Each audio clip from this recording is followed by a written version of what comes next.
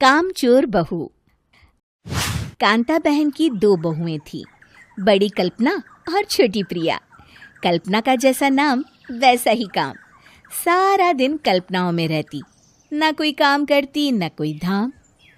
अरे कल्पना बहू, जरा अच्छी सी चटनी पीस दे, आज कुछ मजेदार खाने का मन है। पेट में जलन हो जाएगी माँ जी बुढ़ापे में, और वैसे भी मेरा काम करने का वक्त शाम का है, अब प्रिया को ही बोल दो। इतना कहकर कल्पना वहां से चली जाती है। कांता कल्पना के ऐसे रवैये से काफी परेशान रहती हैं। मैं बना देती हूँ माँ चटनी, ऐसा बोलकर प्रिया माँ को चटनी बनाकर प्लेट में खाने को देती है कि तभी वहां कल्पना आ जाती है। अरे वाह चटनी, जरा चक्कर तो देखूं, बड़े दिन हो गए। अरे नहीं बहू, तू तो रहने ही दे चटनी खाना, पेट में जलन हो जाएगी।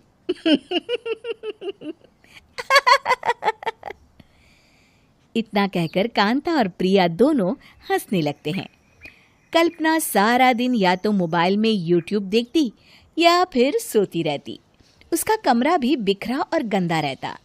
एक दिन कल्पना का पति अशोक उससे कहता है, अरे कल्पना, जानवर भी उस जगह को साफ कर लेता है जहां वो बैठता है, तुम तो इंसान हो, कैसे इतने गंदे कमरे में रह लेती हो? देखो सारा सामान यहाँ वहां बिखरा पड़ा है। ज्यादा अपनी माँ का बोल ना बोलो। हाँ, कमरा तुम्हारा भी तो है, गंदा लग रहा है तो साफ कर लो।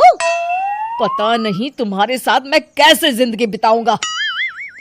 इतना कहकर अशोक वहां से चला जाता है।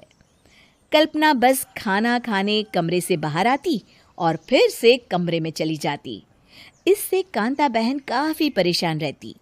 एक दिन प्रिया कांता से कहती है, माँ, मैं सारा दिन काम करके थक जाती हूँ, आप कल्पना दीदी से कहिए ना कि सुबह और शाम का काम बांट ले, मैं तो अब सिर्फ एक वक्त का ही काम करूँगी। हाँ। अरे तू वो भी ना करना, एक बहू तो कामचोर थी ही, दूसरी भी आ गई काम ना करने के बहाने लेकर। तभी वहां प्रिया का पति रमेश आ जाता है। माँ, मैं देख रहा हूँ भाभी कोई काम नहीं करती, प्रिया सारा दिन घर और रसोई का काम करती है, अब कुछ करो ना माँ। कांता मन में कुछ सोचती है और कल्पना के पास जाती है। कल्पना फोन पर मेकअप करना देख रही होती है। कल्पना, तुम सारा दिन बस मोबाइल देखती हो, घर का कोई काम भी कर लिया करो। प्रिया सारा दिन काम करके थक जाती है, आज से मैंने फैसला किया है, एक वक्त का काम तुम करोगी, सुबह का खाना तुम बनाओगी और रात का प्रिया। आप लोगों ने काम को हव्वा बना रखा है। अरे पता नहीं थोड़ा सा ज्यादा काम करने में आप लोग घबरा क्यों जाते हैं। और हाँ, बहुत ज्यादा प्रिया की तारीफ मत करिए मेरे सामने, बड़ी बहू तो मैं ही रहूंगी।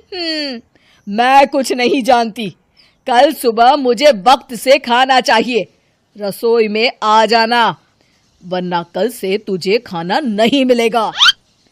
अगली सुबह कल्पना रसोई में नहीं आती है। वो देर से सोकर उठती है और बाहर आकर कहती है, अरे भूख लगी है, आज खाने में क्या है? इतनी देर हो गई, आज किसी ने मुझे उठाया भी नहीं, पता नहीं कहाँ है सब। कल्पना को घर में कोई नहीं दिखता। वो रसोई की तरफ जाती है जहां बड़ा सा ताला लगा होता है। अरे रसोई में ताला? ओ, मैं तो भूल ही गई थी। माँ ने आज से सुबह का खाना मुझे बनाने को कहा था। हे भगवान, इतने लोगों का खाना बनाना क्या आसान है? तभी घर के सारे सदस्य बाहर से वापस आते हैं। वाह माँ जी, मजा आ गया छोले भटूरे खाकर। मेरे मुंह में तो अभी भी स्वाद आ रहा है। अरे कल्पना, तेरे भरोसे रहते तो हम तो भूखे ही रह जाते। कल्पना को बहुत गुस्सा आ जाता है। अब बहुत हो गया, आज से मैं अपनी रसोई अलग कर रही हूँ, मैं अपना खाना खुद बना लिया करूंगी। कल्पना अपनी रसोई अलग कर लेती है, पर आए दिन उसका देर से उठना और काम न करने की आदत से वो भूखी ही रह जाती थी।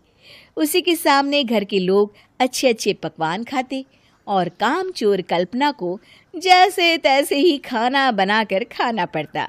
पर एक दिन तो हद ही हो गई। माँ, दीदी आज सुबह से कमरे से बाहर नहीं निकली, हमें जाकर देखना चाहिए। सो रही होगी कामचोर कहीं की, पर तुम कहती हो तो चलो देख लेते हैं उसे। कल्पना कमरे में पेट पकड़कर बैठी होती है।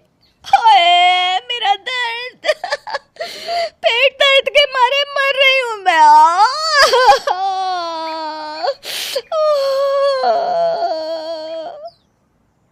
अरे दीदी, क्या हुआ? पेट में दर्द क्यों हो रहा है? डॉक्टर को दिखाया आपने? माँ, कल्पना खड़ी होती है और माँ जी के पास आती है। मुझे माफ कर दीजिए, अब से मैं सारे काम में मदद करूंगी, कभी आलस और काम चोरी नहीं करूंगी। हाँ, वो तो ठीक है, लेकिन अचानक क्या हो गया जो तू काम करने को तैयार हो गई? कामचोर कल्पना। माँ, लगातार बासी और उल्टा पुल्टा खाना खाने के कारण मेरे पेट में इन्फेक्शन हो गया है।